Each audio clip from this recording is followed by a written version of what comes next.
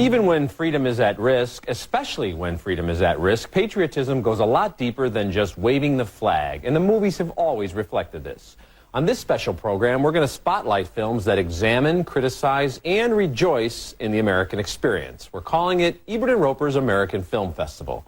I'm Richard Roeper. And I'm Roger Ebert. As I was selecting my titles for an American Film Festival, I looked for movies that were not simply optimistic and patriotic, but that offered hope for the real lives that we lead right now. Lives of fear and uncertainty, but also of trust in the American system.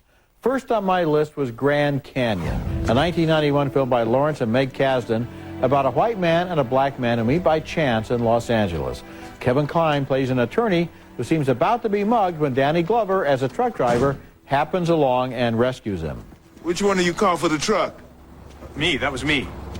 This is it. It just sort of died on me here. I'm the one that called. I guess it was you, huh? This chance encounter inspires Kline to seek out Glover, not just to thank him, but to get to know him, and their meeting has a ripple effect through their lives and other people that they know. Steve Martin plays a producer of violent movies who is mugged, and the real pain inspires him to vow he'll make no more movies glorifying violence. I'm done. Kaput. Fini. No more exploding bodies, exploding buildings, exploding anything. The title of Grand Canyon refers both to a great American landmark and to the chasm of race and income that cuts through our society. For me, it's a powerful affirmation that we're all Americans and that our differences make us stronger. I think it's a great film, and I think the Grand Canyon in this film became even wider shortly thereafter in Los Angeles with the riots after the Rodney King verdict, so it almost seemed to predate that, or almost predicted that was going to happen. It had so much optimism and so much hope at that time when things looked the worst, and I just wish more people had seen it. Maybe it's not too late to see it now. Absolutely. Okay, the most celebrated American heroes of the 50s and 60s were the men in funny-looking suits that skied through the heavens in super-speed tin cans. I'm talking about the Mercury 7 astronauts who, in the words of Tom Wolfe, had the right stuff. Philip Kaufman's 1983 adaptation of Wolfe's magnificent book is a sweeping and soaring epic that chronicles the space race against the Russians, but also pays tribute to the man who broke the sound barrier, Chuck Yeager. What's that sound? That Sam Shepard is Yeager, who's bemused when NASA's public relations machine turns John Glenn and his teammates into heroes before they ever climb into a rocket. I just thank God I live in a country where the best and the finest in a man can be brought out. The Right Stuff begins in 1947 and ends 16 years later. By the time Neil Armstrong did set foot on the moon, the country he'd left behind was awash in assassinations, Vietnam, and race riots, and within a few years, manned space travel would become a footnote. But there was a time when the moon was a national priority, and this is the best movie ever made about that time. Boy, it captures a feeling of hope and optimism that I guess we've been looking for ever since. This was my #1 movie of the year in 1983. I thought it was a masterpiece. And to see it again, it just shows that desire, you know, to get beyond the earth, to get beyond our boundaries, to try to do new things, to dare, instead of just playing it safe. And you know, watching this again, I wasn't sure that the special effects would hold up, but the opening scenes of Yeager flying through the air in that kind of orange-red plane, I mean, it's beautiful work. My next film tells the story of Woody Guthrie, the folk singer who wrote This Land Is Your Land, which I think is the most hopeful and inspirational of all American patriotic songs.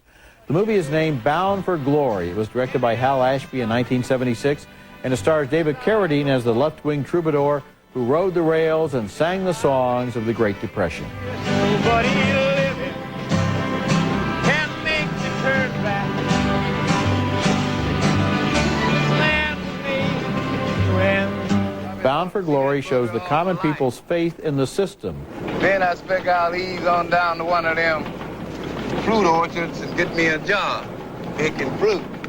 And tell me fruit is just big and to be picked out there.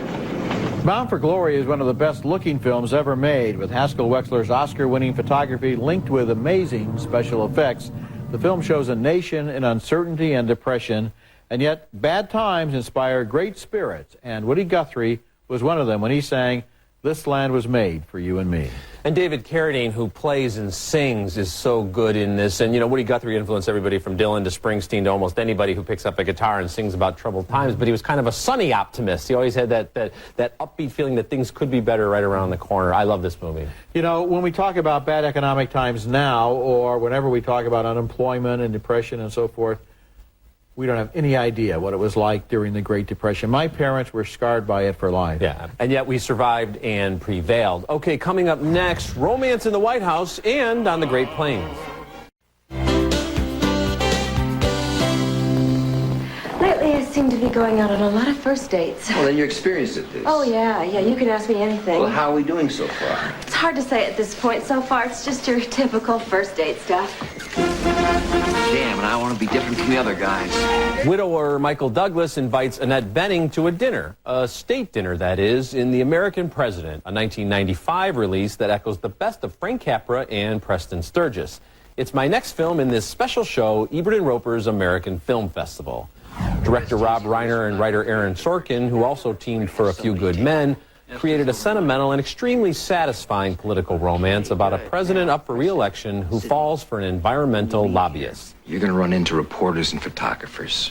They're going to take your picture every day. They're going to ask you questions every day. Answer them, don't answer them. It's entirely up to you. The White House has no official position except to say no comment. No comment? The White House does not comment on the president's personal life. Reiner and Sorkin are card-carrying Hollywood liberals, and they stack the deck in favor of Douglas over the beady-eyed hate-monger conservative played by Richard Dreyfuss.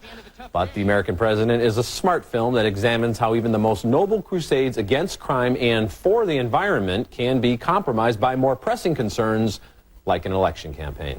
Yeah, you know, what this movie does, and what a lot of similar movies like Contender and Dave do, is they show how fallible the man in the White House is and how he's really human, and he has ordinary emotions. And since we tend to hold the president in such awe, I mean, entirely apart from political considerations, he's the president. I mean, we're raised to revere him, and so it helps us to sympathize, I think, with the poor guy who has to deal with that job. It's just a neat idea, well executed. Even the president trying to order flowers for a woman he had a nice date with turns into this whole thing that really is, it plays out very funny stuff. Right. My next movie shows American optimism at full throttle. It's called Oklahoma, and it's one of the most joyful and self-confident of all musicals. It was produced on Broadway in 1943 in the middle of the Second World War, when its big-hearted boisterousness was a tonic, and it revolutionized the Broadway musical.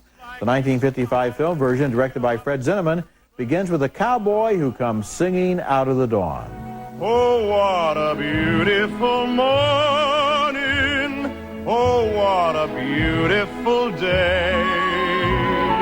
That's Gordon MacRae, and that opening scene never fails to thrill me. And then, of course, there's the title song, which has so much exuberance, there's enough left over for the other 49 states. We know we belong to the land, and the land we belong to is grand. And when we say, yeah, we're only saying, you're doing fine, Oklahoma, Oklahoma, okay. Oklahoma was presented by that great American showman Michael Todd, and he invented a new process to film it in called Todd AO, which was 70 millimeter plus 30 frames a second instead of the standard 24, so it had a startling clarity. I showed it in Todd AO at my third Overlook Film Festival, and the experience left me wondering how Hollywood forgot the daring of the Michael Todds and started making little movies for the midget screens of the multiplexes. Oklahoma is the most unabashedly American musical ever made. Yeah, it's big and loud and brassy and fun and sunny, and in the first 10 minutes you have the oh, what a beautiful morning thing with Gordon MacRae you talk so much about, and then Surrey with the Fringe on top, which are, you know, two really memorable numbers in addition to the title tune, which are three more than you get from a lot of Broadway musicals Not today. to mention I'm Just a Girl Who Can't Say No. Yeah, there's a lot of great stuff. And Poor of course, Judd is Dead. And young Shirley Jones looks just wonderful in this film. She's fabulous. Okay, coming up next, the Kennedy brothers face a crisis head-on. First, to halt this offensive buildup, a strict quarantine on all offensive military equipment under shipment to Cuba is being initiated. In October of 1962, John F. Kennedy was 13 months away from his fate as the martyred Prince of Camelot, and it would be decades before we learned about his serial philandering. At that point, in '62, Kennedy was an unpopular president with a shaky mandate and a sketchy track record, and he was facing the threat of nuclear war with Russia. My next movie in our American Film Festival is 13 Days, a gripping account of that crisis. You know, last summer I read a book, The Guns of August. It's World War I. It's 13 million killed. It was all because the militaries of both alliances believed they were so highly attuned to one another's movements and dispositions, they could predict one another's intentions, but all the theories were based on the last war. Bruce Greenwood and Stephen Culp play the Kennedy brothers, and Kevin Costner is Kenny O'Donnell, their longtime friend. When Jack sends Adlai Stevenson to a crucial United Nations hearing, Bobby worries that Stevenson won't take a hard enough line against Nikita Khrushchev.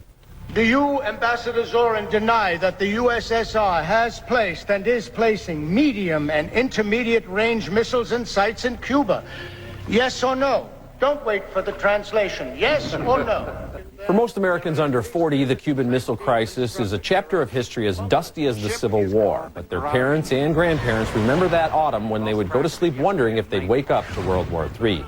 Directed by Roger Donaldson, 13 Days illustrates that the only thing more admirable than John Kennedy's stand against the Russians was his resolve against the U.S. military leaders who were itching to go to war. It was a time of brave and heroic restraint. And I remember that time very well because I was standing in front of a TV set at the University of Illinois with a lot of people and had our fingers crossed thinking we might go to war at any moment. And that was Kennedy's greatest moment.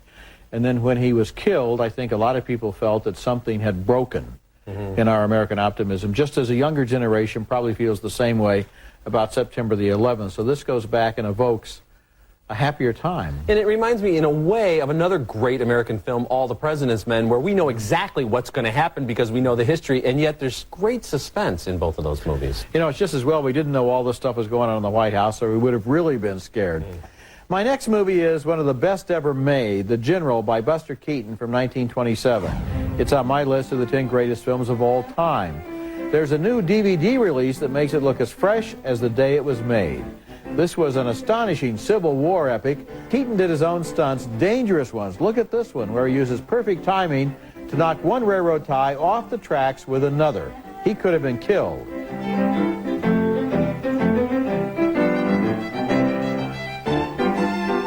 And notice here how an entire Civil War battle plays out in the background as Keaton doesn't even notice. I picked The General for our American Film Festival for a lot of reasons. Number one, because silent comedy is a great American art form, and no one was better at it than Buster Keaton. Two, because it's about the Civil War, the greatest crisis in our history. And three, because it shows an ordinary man who, by using pluck and common sense, becomes a hero, and who is a genius at improvising his way out of tricky situations. Well, Keaton is a comedic genius because he's not trying to be funny. He recognizes that he's in funny situations. It's ironic because you have the silent film star who's much more subtle than all the Corky Romanos that we have to sit through 70 years later, and a terrific athlete as well in these scenes. You can really never catch him doing anything to make it into a gag. No. He's always the guy who would just as soon get along with his life, and he's always being astonished by the situations that he has to somehow deal with. And you can tell that's a real locomotive and real extras, and it's not a little model. I mean, it's really impressive when you consider when this was done. Yes, it is. Okay, my next pick is based on a deadly serious real-life event from World War II, but it's actually closer to the comedy of The General than the grittiness of something like Saving Private Ryan. The Great Escape was a huge hit in 1963 and remains a source of inspiration for everything from The Simpsons to Chicken Run. What is it? Well, they're celebrating the revolution. Perhaps its most enduring image is Steve McQueen heading to the cooler with ball and glove.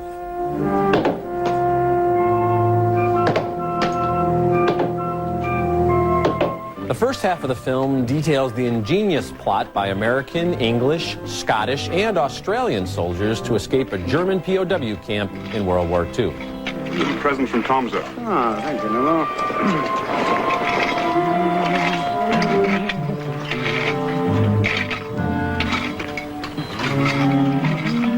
Nice garden you got, sir. 76 POWs made it through the tunnel, but only about a third completed the Great Escape to freedom. The film's overall tone of plucky optimism and resolve, punctuated by Elmer Bernstein's famous title tune, gives way to heartbreak as one prisoner after another is caught in the Third Reich's net. The Great Escape is most memorable for portraying the spirit of cooperation among the Allied soldiers who have one thing in common: the willingness to risk their lives for another taste of freedom. You know, for me, one of the most valuable things about this movie is its patience, its willingness to take the time to tell the story with all of these meticulous details. Today, this would be an action movie. It would all be based on the Steve McQueen motorcycle scenes. And it's as if movies have to be constantly exploding in violence and noise in order to entertain today's audiences. And this movie is so absorbing as it shows these guys trying to go about the everyday routine while underneath the surface all of this is going on. It takes a while before we get to The Great Escape. Yes, it does, yeah. When we come back, the best two films released for the American Bicentennial celebration came from Sweden. My next choice is a double feature, The Immigrants and the New Land, directed by Jan Troell of Sweden to anticipate the American Bicentennial. Hollywood made no film specifically marking our 200th anniversary, but Sweden did, with this epic starring Liv Ullmann and Max von Sydow as immigrants who left behind the crushing poverty of their native land for a fresh start in Minnesota. The long journey brings the hopeful immigrants by boat through the Great Lakes, and their journey mirrors, in a way, the histories of all the immigrants who peopled America.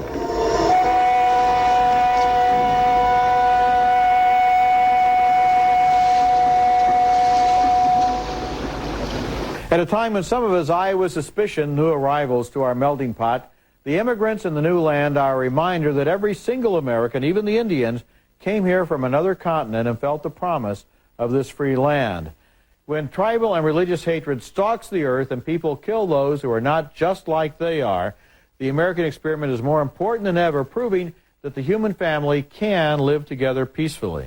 You know, it's not just the promise of the new land, but what the immigrants does such a wonderful job of showing is that the old land had pretty much yielded everything it possibly could. Yes. So when people left, that promise was their last and maybe only hope for a new life. There was no turning back. You know, this movie is about Swedes, but it could be about anyone. Absolutely. It's everybody's story. Absolutely. Now, one of my favorite films about the immigrant experience in all its glory and disappointment is Gregory Nava's My Family, Mi Familia, from 1995. Jose Sanchez was born in Mexico, but in the 1920s, he took a 2-year walk to Los Angeles. Jennifer Lopez plays his wife Maria, who is pregnant with their third child when she is illegally deported to Mexico during the Depression. Maria? I promised La Virgen I would come back to you. Jose and Maria have 6 children in all. In the 1980s segment of the film, Jimmy Smits plays their youngest son, now grown up, who has been in and out of trouble his whole life. My little brother Jimmy was always a loner. He never really knew what was going on inside him, except the anger. That was always there. Jose and Maria never leave their small house in East Los Angeles, even as their children and grandchildren come and go. The family encounters subtle and not so subtle racism and more tragedy than one family should have to bear.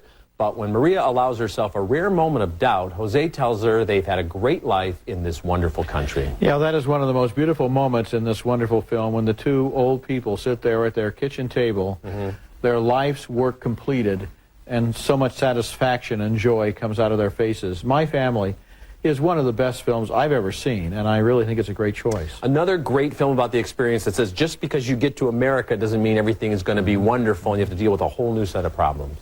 Coming up next, laughter as a weapon in hard times. In the final segment of our Ebert and Roeper American Film Festival, how about movies on the lighter side? Films that show our ability to use humor as a weapon against those who don't seem to think anything is funny. My choice is The Producers, written and directed by Mel Brooks in 1967 and currently reincarnated on Broadway. I was born in Dusseldorf, and that is why they call me Rolf. Don't be stupid, be a smarty. Come and join the Nazi party. Sometimes one of the best responses to evil is to laugh in its face. And you don't have to ask the government for permission to laugh. Okay, in 1970, before MASH was turned into a clever but mostly toothless sitcom, it was a dark, subversive film from Robert Altman. Captain Pierce, did you call me? No, I didn't. My name's Hawkeye. Give me the sample. I can't really see it. It's like the Mississippi River down there. Give me another one. Doesn't feel like it's in one piece, to tell you that. I think it's got to come out of there. Like war itself, MASH was bloody, tasteless, and shocking. But the movie was also hilarious. You know, the movies on the show are kind of like food for the heart because a lot of the new releases are pretty thin soup, but these films remember a time when Hollywood really reached out and tried to make sense of this country we live in. And even had the courage to make movies that were longer than 2 hours. Yeah, and had something to say. During the whole thing, yeah. That was quite a time. Remember, you can visit EbertandRoeper.tv and read us in print at suntimes.com. Next week, we'll be back with reviews of new movies, and until then, the balcony is closed. I think it's interesting. I think with the exception of The American President, almost every movie here is about a prior time in American history. We need a little time to pass before we can put things in perspective. Yeah, our history is kind of a guidepost to the future in a way. We've been there before. We've had troubles before. Right now at Baskin-Robbins, take home 2 pre-packed quarts for just $6. It's the perfect time to try something new. Baskin-Robbins, what's your flavor? Video games blast through batteries and your money. So arm yours with Rayovac Maximum. They have long-lasting alkaline power for less. Rayovac. These babies were conceived using the Clear Plan Easy Fertility Monitor. It identifies more fertile days each cycle than any leading method. Clear Plan, clear results. But service done right the first time. Count on the pros at Meineke for your mufflers, brakes, and shocks. At Meineke, you'll get a lot, but you won't pay a lot. Closed captioning for Ebert and Roeper is brought to you by